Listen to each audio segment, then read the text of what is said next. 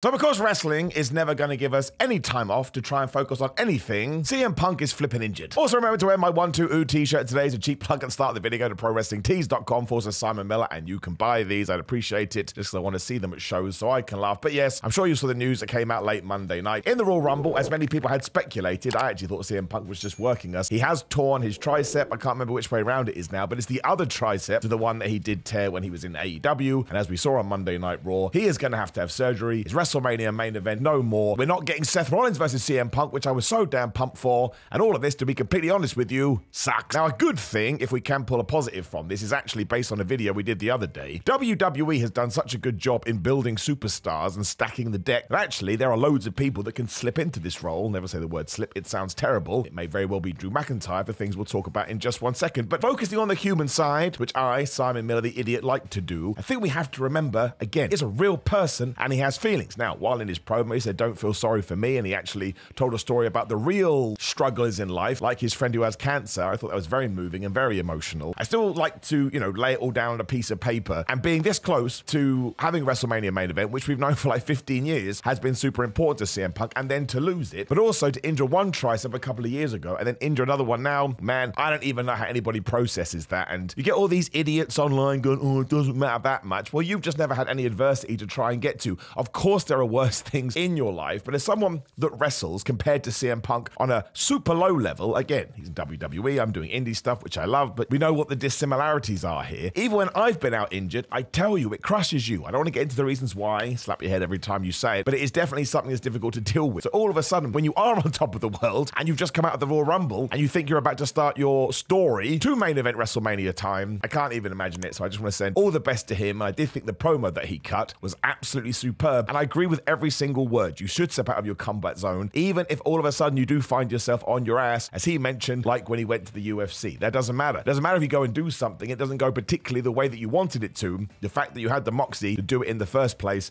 this is the stuff that matters. So I do feel bad for him. I know he said not to, but I do. It is a massive shame, but I do think WWE will be all right, especially because after this, Drew McIntyre comes out and cuts the most scathing promo you've ever heard in your life, complete with the line, "I'm not a spiritual man, but I prayed for this, so when it happened, I was really happy and I slept like a baby." And I would say up to this point, Drew obviously has been a heel, but he's kind of been existing in that grey area a little bit because he doesn't always tell the truth. But in one moment, I was like, yeah, that's it. You a massive dickhead. It was fantastic, though. It was a performance. Drew as a top-level heel is something else entirely, and we should absolutely double down into this. Although, as a lot of the news outlets are saying, apparently, and you never know for sure, take it with a pinch of salt, my catchphrase, Drew McIntyre hasn't signed a new deal with WWE, so post-WrestleMania 40, he may be free to leave the company. Now, they were definitely teasing when CM Punk comes back, his first feud will be with Drew McIntyre, so we're going to have to see what happens with that, but hopefully it means that Drew McIntyre is going to re-sign. And again, I would love it if it was Drew McIntyre versus Seth Rollins at WrestleMania 40. You can easily tell that story too, because Seth has beaten Drew every single time, but now he has got this awful side to him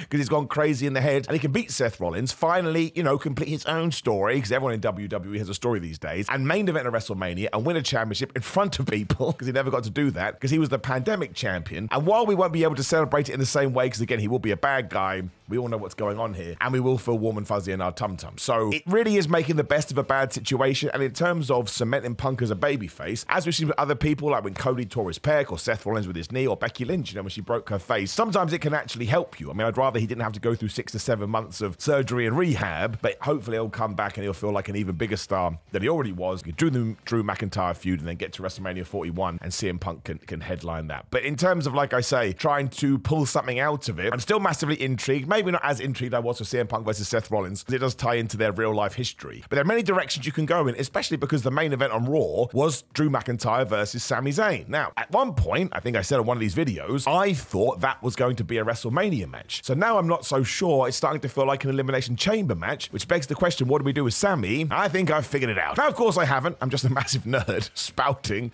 my thoughts off. But if you do have Drew McIntyre beat Seth Rollins, and as they told you last night on Raw, Sami Zayn has never beaten Drew, mostly because Drew always somehow gets into some kind of shenanigans, like accidentally hitting Sami in the penis and then taking advantage of it. Drew McIntyre could be the champion. He could beat a few people. And then towards the end of the year, because I don't think you want another super duper long title reign, we're going to have to start switching it around at some point. Maybe Sami Zayn is the guy to beat Drew McIntyre, and then Sami Zayn finally gets his world title run. Now, I understand that Sami Zayn isn't as crazy hot as he was back in February 2023. And while this doesn't make any sense, because nobody nobody really deserves anything. We all put in hard work. Sami Zayn being a world champion does feel deserved. It just does. And if we were living in a different time, we could have beaten Roman Reigns at the Elimination Chamber and everybody would have gone crazy. I actually think there's stuff here that we can take away from this that will make for an even better WWE down the line. And then, look, I'm being way too WWF in the late 90s here, but maybe CM Punk comes back and he screws through and that's how Sami Zayn wins. You shouldn't do that. It'd be ridiculous. But it's certainly our option. And fair play to Seth Rollins as well, who decided on Raw, you know what? I need to get this World Heavyweight Championship over. And he came out there and cut an amazing promo sort of selling that championship. And I think he did such a good job that it does feel like we're heading in that direction. Even more so because, you know, at the Royal Rumble, Cody's pointing at Roman Reigns going, you, Roman, I'm going to fight you. And he even came out to cut his promo to say, I'm definitely fighting Roman Reigns. And then Seth Rollins does cut this speech saying, you know, that's the poser title, that's the Hulk Hogan title, that's the nothing title. This is the workhorse title, this is the blue collar title, this is the title your dad would have wanted.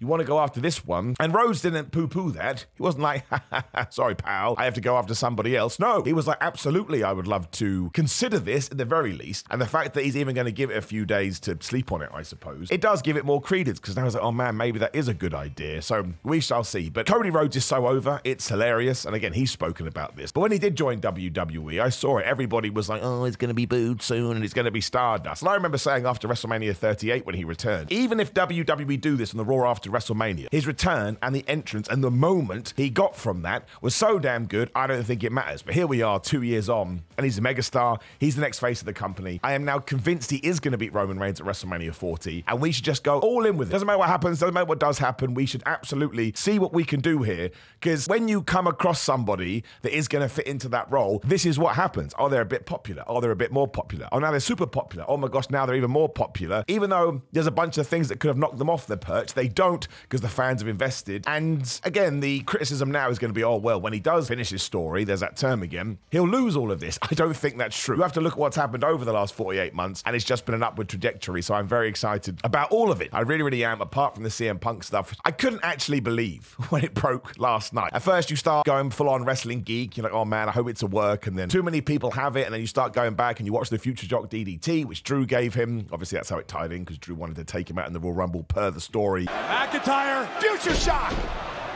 And you can see him favor his arm, then he goes to the referee and he's quite clearly mouthing tricep, and he finished the match. I mean, that's a contentious issue as well. On the one hand, I respect the hell out of him. On the other, I'm like, maybe we need to beat this out of pro wrestling so people can just go and rest as soon as they need it. But it's just sums up 2024. It really, really does. CM Punk being in the Royal Rumble was crazy. CM Punk getting injured again is crazy. And there's so many other nut stuff that we have talked about. And it's a little bit exhausting, I'm not going to lie, but it does make it very entertaining still. And I loved everything with Bayley on Raw too. I don't know who made the call, I assume Triple H, to have her win the Royal Rumble, but it was so damn smart because she never really had her moment and now she's getting it, and that just is right. It just feels right. And the fact that Damage Control are such assholes to her, I think is great. And also the other thing is obviously Rhea Ripley comes out and says, "G'day, mate, you know, don't challenge me, I'll whoop your ass," which is when Nia Jax then whoops Rhea Ripley's ass. Nia Jax, I think, is somebody we need to talk about. Ever since she has come back, and she gets a lot of flack, does Nia Jax, and that rhymes, so it must be true. I think it's definitely the best she's ever been. But she has taken this role, and I can't think how she could do it better. I really, really can't. And she had that amazing match with Becky Lynch a couple of weeks ago. I think we're absolutely going to do Rhea Ripley versus Nia in Australia, and given how over Rhea Ripley is going to be, that could also be fantastic. So that is what wrestling is all about as far as I'm concerned. You get given a character, you get given a slot, and just do it as best as you can. And that's why I get mad at people going, oh, Jade Cargill, she can't wrestle, she can't wrestle. One, I've seen her have good matches, right? That match she had with Chris Statlander was a really, really good match. And there were other ones too. Even if she can't, I don't care. I don't care. Some people have an aura to them. They have an atmosphere. They have a star power. They have a quality. Just figure out what they can do and let them do those things. And that's all I need. Not everything has to be 6.25 stars in the Tokyo Dome. It just doesn't. I would get so bored about professional wrestling. So if, I don't think this, I'm just throwing it out there, you don't think Jade Cargill can have a 15-minute match, then don't have a 15-minute match. She can be Goldberg, as far as I'm concerned, and he did pretty good for himself. And that's what I think Nia Jax has done wonderfully. It's like, Nia, can you do this? Yes. Can you do that? Yes. And when you look at the women's division, maybe she's the only proper heel that they have, because everyone loves Bayley right now. I mean, maybe Damage Control as a collective. Rhea Ripley is just a mega babyface now, which is about to enter superstardom. And there's probably somebody else that I'm forgetting, but I can't think of it right now. But Nia Jax, full-on heel and doing a great job, so that's a massive thumbs up. The tag team match between DIY and Judgment Day also really enjoyed. Never really thought DIY were going to win, although I do hope they have a run at some point. And you'll be surprised to hear, I like the fact that we're teasing that maybe the Awesome Truth win the tag team titles. I mean, one, our Truth had to get his revenge after the Judgment Day awfully beat him up last night. Damien Priest was like, well, I'm not going to do it quite literally, but figuratively, I'll step back and I'll enjoy it. And I don't want to say it again because I've just said it. I mean, once again, the negativity, and you're allowed to have this opinion, of course you are, but it seems to be, oh, we don't want the Miz and R-Truth to be the ones to beat the Judgment Day. That's just the fun stuff on the card. And it's not like WWE has treated the tag titles super good since they main evented WrestleMania last year. They've definitely cooled off a little bit, so I would rather get some fun out of it. And also, and gone back to what I've talked about earlier, so we can debate this too, R-Truth deserves something like that. I would have R-Truth win the world title if I possibly could. That's how much he entertains me. But I don't think that's going to happen. And I think DIY will get theirs at some point too. And also, speaking of championships, Gunther versus Kofi Kingston. Totally understand that maybe the jeopardy wasn't there because nobody thought Kofi was actually going to defeat Gunther. But in terms of match, so good. I mean, Gunther just whooped his ass for ages. And eventually, Kofi fights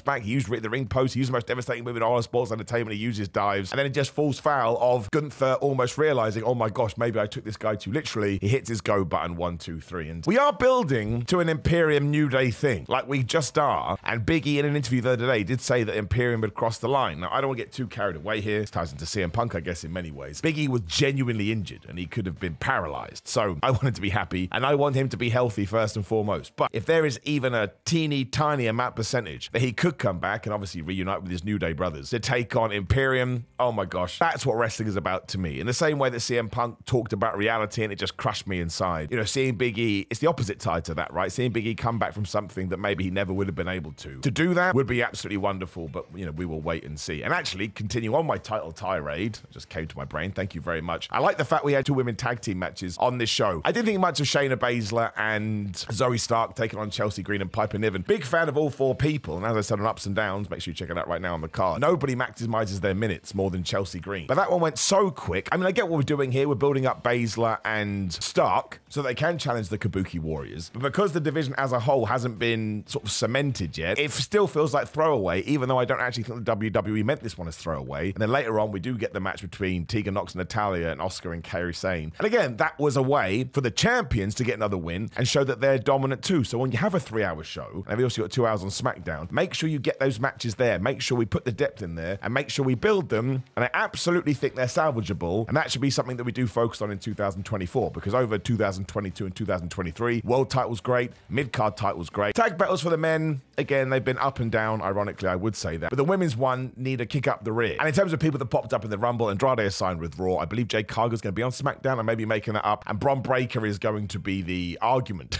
between Nick Aldis and Adam Pearce. And if you do care, apparently everything that Bron Breakker did in the Royal Rumble is what Brock Lesnar was meant to do. Now, we all know why Brock wasn't there. And that's why Dominic threw him out. And I said on Ups and Downs for the Royal Rumble, I was like, Dominic Mysterio just nonchalantly threw out Bron Breakker. And that's just because Bron Breakker doesn't have the cachet on the main roster at the moment. If we did this next year, I think people would go crazy. But yeah, let's go to Australia. Let's have Bron Breakker run through Dominic, who does have, you know, quite the following. People react to him in the best way possible. And then let's do Gunther versus Bron Breakker at WrestleMania and have Gunther beat him for the IC title. I don't think that's a problem. It's a massive shame that we won't do it with Jey Uso or Chad Gable because they were right there. But if your goal is to make sure that he does make that leap from NXT to Raw or SmackDown, and you want to tell the people that aren't watching NXT, oh my gosh, this guy is really good, have him do that. And as long as you carry on that momentum, he's going to be a main eventer in the same way that Gunther went from, well, he was always basically a main eventer, but we cemented him in that position, and we can do the same for Bron Breakker. And also, going back to the start, given that Punk is now injured, Gunther needs to be in that main event world title picture post-WrestleMania. I get we could even maybe do it because, you know, we need to shuffle the deck a little bit. But even if we don't, as soon as Gunther loses the Intercontinental title, or maybe even beforehand, put him in a match against Seth Rollins, or Drew McIntyre, or Roman Reigns, or Cody Rhodes would be my favorite one. And I'm kind of torn on this. I think we talked about it already. But if you do Cody versus Gunther out the back end of WrestleMania 40, Cody shouldn't lose that belt, but you want Gunther to win it. And that may actually be the secret sauce, because you have that jeopardy straight away, which is why Steve Austin was always really good, because he would just lose randomly. Be like, what? How did that happen? Maybe you could have Cody lose. I mean, maybe they've sat down and thought, well, that would be a right old twist to get people like, oh, he finished his story, and now he has to start a new chapter. And as long as he does win it back, it would be the antithesis to what we've been doing with Roman. And I do think a champion at some point is going to have to do that, because as we've seen with Roman Reigns, the whole Solo Sikoa stuff is getting just a little bit long in the tooth. That's only because we've been doing it for 2, 3, 4, 5, 6, 79 years, right? We've just come to that point, but now we just have to wait it out a bit, because I do believe it will all end at WrestleMania. But really good Raw, really good way to kind of set up WrestleMania more than the Elimination Chamber, but that will come in too. And if you haven't seen it, make sure, it's nothing to do with Raw, make sure you go watch the Becky Lynch, Kevin Owens digital video they put out there. Genuinely funny, and I need more of this in my life, and I hope that I get it soon. But mostly, best wishes to CM Punk. I really do hope he can come back from this really, really fast.